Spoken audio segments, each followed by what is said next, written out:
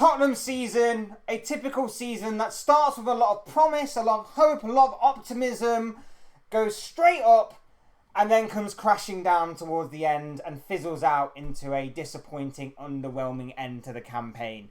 Hey guys, welcome back to the channel, welcome to another video. Yes, today's video is going to be the subject of Tottenham Hotspur. Tottenham Hotspur, who, as I pretty much said at the top of the video, enjoyed what was a pretty optimistic summer.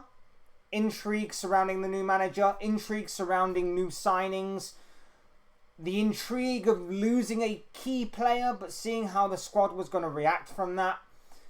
And then to completely collapse as the season's gone on in the way that they have, from riding the highs of being top of the table by October, mid-November, to then crashing all the way down in what has been a bit of a disappointing end to the season, a very underwhelming end to the season. I'm just intrigued to know what people make about Tottenham's season under Ange Postecoglou. His debut season in the Premier League, his debut season with Tottenham, and obviously this new look Tottenham side that is without Harry Kane and is obviously having to cope with different things going on in regard to no Harry Kane, different signings, a different way of playing, and all of that stuff considered. I'm just very intrigued because of obviously how the past few weeks have been. We're going to be talking about Tottenham in this video, along with Postecoglou, the way they've been playing, and what the future looks like for Spurs. But before we get into all of that, I would like to remind you all to please like the video and also subscribe if you're new. Both things are always incredibly greatly appreciated. Get involved in the comment section as well. I'm sure you have a lot of interesting thoughts, comments, opinions, predictions, feelings, whatever you want to call it in regards to Tottenham Hotspur. So please do get involved down below. And without further ado, let's get on with the video. Let's talk about Tottenham Hotspur. Let's talk about the season that has been and the future that may be to come for Spurs and Ange Postecoglou. Like I say, for Spurs, it started off really, really well. There was a lot of intrigue and a lot of optimism, like I say, in regards to the new manager, the new signings and everything. And then it hit like a runaway freight train. And you know, I guess a lot of that was down to everybody not knowing what to expect from Spurs. Spurs kind of went into this season with a bit of intrigue surrounding them, mainly from rival fans and neutral fans, because we didn't know what to expect from them. I remember saying in my Premier League predictions video that I did right at the beginning of the season, I honestly don't know what to make of Spurs this season because I don't know what to expect. So by that logic, they've exceeded expectations, right? No matter what happens this season, they've exceeded expectations. Because I had absolutely no idea what to expect from Tottenham this season. And to be fair, for the first few months, I was intrigued. I was watching with interest. And I praised Ange Postecoglou and Tottenham for what they were doing. I praised Postecoglou for certain signings. I thought Vicario was a decent goalkeeping addition.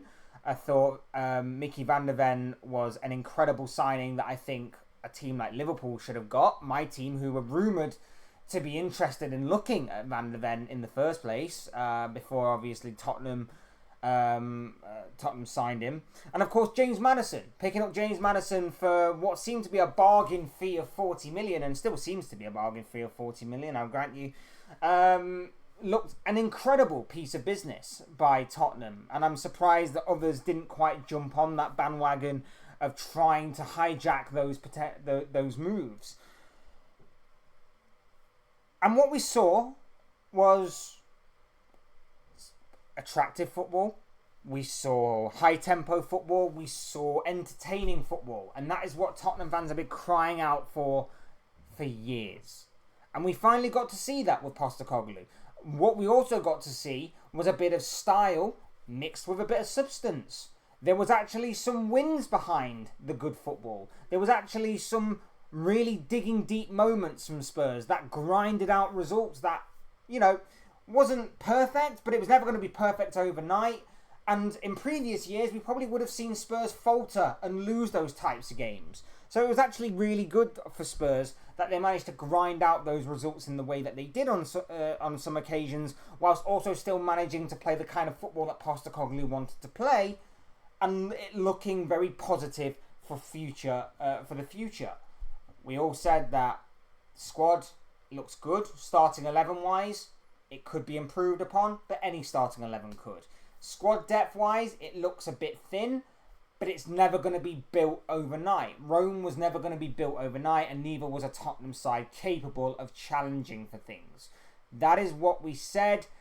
And as the seasons wore on, although we are still having the same discussions about the squad and about the starting 11, and I know we suffer with injuries, but every manager suffer with injuries, I'm now looking at Postecoglou and I'm thinking, show me something else. Show me you can adapt. Because these past several weeks haven't exactly been the best for Spurs. And I even go back and say the past several months haven't been great for Spurs either. And I'll go on to explain. Past several months, I feel like Postecoglou's system has been somewhat found out, somewhat overstretched because of the squad, because of the certain players that they have that they're having to make do with until they can get rid of them later on down the line. Overstretched because of the injuries, maybe a little bit burnt out, maybe not keeping the momentum of only playing one game a week. I feel like there could be a mixture of things as to why Spurs' season has fallen off in recent weeks. And like I say, Postecoglou's system hasn't been used or hasn't been seen as consistently as what it was at the beginning of the season. What we are now seeing from Spurs is they'll have 10, 15, 20 minutes most in games here and there sporadically, inconsistently, in which they will show that brand of Postecoglou football, in which they'll show that brand of Ange ball. But then it's not seen again for the rest of the game. Or it could be sporadic. It could be 5-minute spell here, 5-minute spell there, 5-minute spell there. Take yesterday's game against Liverpool as a prime example. The opening 5 minutes, that was Tottenham. The 5 minutes that they scored the 2 goals in between like the 70th and 75th minute, that was all Tottenham. But between the opening 5 minutes and the 70th minute, and then from the 75th minute onwards to the end of the game, Liverpool controlled, Liverpool dominated, and Liverpool brushed them aside. There was no challenge from Tottenham for the most part of that game, other than those 2 5-minute spells here and there. And we've seen that time and time again. Against Chelsea, it was barely existent. Against Arsenal, they did apply pressure as the game wore on, but Arsenal were 3-0 up. They decided to control the game and see the game out. And it wasn't like the 2 goals that they scored were anything really for Arsenal to concern themselves with. A mistake that for a penalty, and then the other goal, which was, somewhat of another mistake, but they redeemed themselves, Arsenal, and they got through it. So apart from the odd moment here and there, again, you're relying on moments. You're relying on moments to get you through certain games, and that's what I feel like Tottenham have been doing these past several weeks. In regards to Tottenham's position right now, they are currently on 60 points in 5th position. Now, if you'd have probably given 5th position to Spurs at the beginning of the season, they probably would have snapped your hand off. It probably would have been something that they probably would have gone, you know what, it's a good building block to build upon. And yes, if they manage to obtain 5th position, that will still be a good building block to build on for next season. And I think Postecoglou would have done a brilliant job, and I think it would have been a very good season for Spurs to look at and go, okay, towards the end of the season, it may not have been as good as it was at the beginning of the season, but you know what? We've at least got here now. We're in the Europa League for next season. That's something good to focus on as well. We can challenge for that maybe. We can look at that as a potential place to challenge. We can look at that as a potential place to build some of these youngsters up. It will be a good stepping stone to go on to bigger and better things for the long-term future. There's no denying that that may be the case. But they have to get there first. And the reason why I question it is because obviously there is still the possibility that other teams can finish above them. And other teams which we have laughed at all season, and other teams which we have mocked all season. Man United could still finish there. Chelsea could still finish there.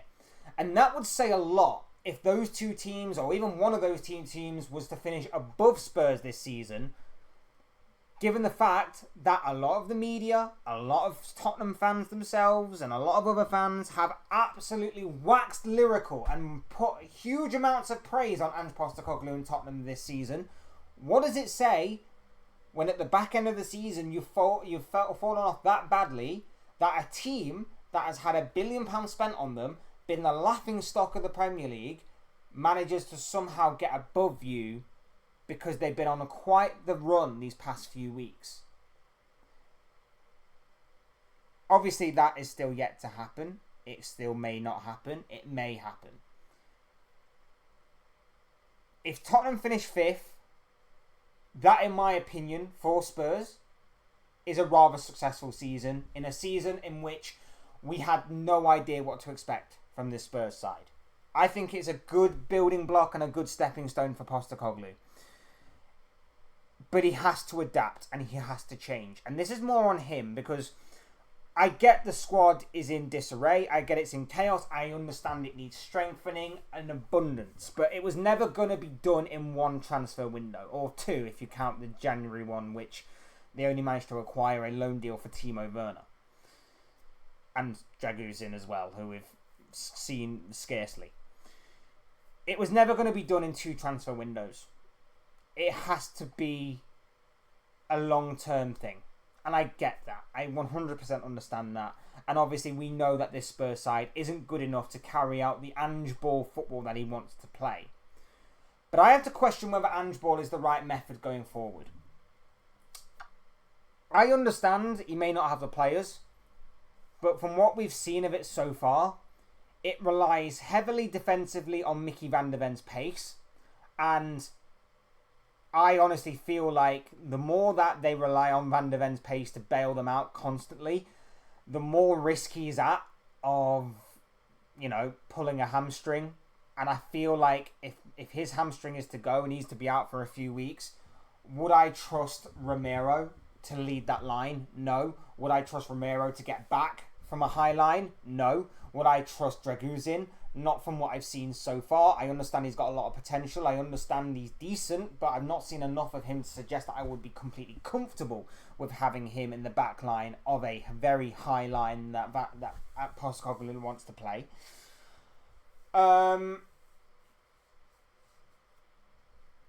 Attacking wise, it relies on the players to finish their dinner. Now, Maddison's been on good form for most of this season. His season did get derailed by injury, but he's not quite hit the form since returning that we would have liked. Even then, does he have the players up front to finish off the chances that he may create? Richarlison, for me, will only score one type of goal, and that is basically a run across the 6-yard area. He's very good at getting to the near post on a 6-yard area, which is good for this Tottenham system with the way that they like to play. They like to play it down one wing, cut it back, and then finish it off from close range. If that is how you're going to play, good, but you need obviously an alternative way of playing. You need obviously an alternative way of scoring your goals, and I just don't necessarily see that happening a lot. I also see Son may have been past his best. I know he's still got a lot of goals and goal contributions across this season, but for me, I still don't necessarily think we will see him elevate his level. I don't see him getting better. I don't see him raising the bar yet again. Brennan Johnson, I question why they spent $47.5 million on this guy. I said that the guy at Nottingham Forest who got this deal done deserves a huge raise, because how he managed to get this kind of deal done is beyond me. But there you have it. Timo Werner's on loan. Even from the outside looking in, I'm kind of hoping and praying they don't trigger his buyout clause. I know it's optional, so we'll see how that one goes. And again, it comes down to the players, because it's not the finished article by any means. But would you trust the board? Tottenham fans, talk to me here, people. Are you trusting the board to go out and get you the players to match the likes of Maddison, to finish off the chances that the likes of Maddison are going to create, the likes of Son, if you're going to keep him, the likes of even Brennan Johnson to an extent is going to create? Because I'm not so sure. And again, you're getting the same spiel that we got. And the reason that I can relate to this when I say that, you're getting the same spiel every single year of there's going to be a war chest in the summer. There's going to be a 200 to 300 million pound war chest for Tottenham to go and splash the cash on. I know that because as a Liverpool fan, I've been told that same thing for the past several years under Jurgen Klopp, and maybe even beyond that. So I know exactly what Spurs fans are going through. Do you believe it this year, though? Or are you sceptical until you see otherwise? Because that is what I'm very interested in knowing as far as what Tottenham fans are concerned. Elsewhere, players on the decline. Bissouma is not the same guy that he was in October. I don't know what has happened to that guy, but since like October, November, this guy has completely dropped off a cliff. Pathé Sarr can't make a tackle, but he's still probably your best midfielder of the lot. Bentancur looks decent some days just doesn't seem on it, and I know that injuries have somewhat derailed his Tottenham career so far, but I'm just questioning whether or not that midfield is, you know, as solid as what Tottenham fans make it out to be, because certain Tottenham fans have put it in category of being one of the best in the Premier League. I'm still yet to fully see it completely in operation, to be honest. And then the least said about the guys like Emerson Royale, the better. Destiny Udogie has been consistent all season, but I still think he's a little rough around the edges. Pedro Porro's been very consistent at right back. But again, sometimes you do question whether or not he actually does enough. There are just certain things here and there that that I personally from the outside looking in are not quite sold on. And again, I will lean more towards the players on this, given that it's Postecoglou's first season. But I don't think he's entirely blameless here either. And I think that Postecoglou needs to take responsibility for him not being adaptive and flexible in the way that he plays, in terms of, these are the players I've got, they're not exactly best suited for my kind of system, so is there a way that I can somewhat hybrid it to make it more my system, but to also accommodate for the inefficiencies and for the weaknesses of these types of players? Or maybe you think I'm wrong. Maybe you think I'm wrong in terms of maybe he has to adapt. Maybe it's the players that have to adapt to him, and maybe it's the players that are going to come in future transfer seasons, transfer windows to come, that are going to have to adapt to the way that he plays. I'd love to know what you guys think and feel on this, because I think it is a very interesting topic to discuss and talk about. But yeah, I would, from the outside looking, be a little bit concerned. Like I say, from Postecoglou's situation, he's not blameless. I'm sure that Tottenham fans will tell me in enough detail about certain substitutions that he's made that have been wrong, or certain setups that he knows have been wrong. Like, for example, maybe he probably should have started Richarlison yesterday as well as maybe Lo Celso. Maybe he should have started Maddison yesterday. You know, little things like that, maybe you can tell me more in detail. But from the outside looking in, like I say, I don't think Postecoglou is blameless. I wouldn't sack him just yet, but he has to show us that he can adapt. Because I've used this example before, and I'll use it again. Jurgen Klopp, when he first came into the Premier League, he tried his heavy metal football, and it didn't quite work. And it didn't quite work because A, he didn't have the players, and B, it just didn't suit the Premier League. And Klopp learned to adapt very quickly with the players that he brought in, the players that adapted, and obviously with how the league went on from that point forward. Klopp adapted, Pep's adapted, Arteta's adapted, and look where those three managers are now. Postecoglou, if he wants to try and even emulate or match something that them three have done, needs to do the same. And that's basically the bottom line that I'll say on that from this guy. I want to know what you guys think and feel, though. Let me know your thoughts, your comments, opinions, predictions, feelings, whatever you want to call it, down below in the comment section in regards to Ange Postecoglou and Tottenham. Let me know what you think and feel all on Tottenham, Postecoglou, the season that has been and gone, and what the future may look like for Ange Postecoglou and for Spurs. Let me know down below in the comment section. I'm sure it'll make for great and interesting reading, whatever you've got to say on this particular topic. Otherwise, hit the like button on the way out if you enjoy the video. Subscribe if you are new or want to see more content like this. Both things are always and very greatly appreciated. And as always, thank you all so much for watching and listening. I've been Fletch. This has been another Fletch Talks video, and I will see you speak with you all again soon in another video or live stream or whatever it may be. Cheers, guys. Thanks everyone for watching. Take care. Enjoy the rest of your day. Speak to you all again very, very soon.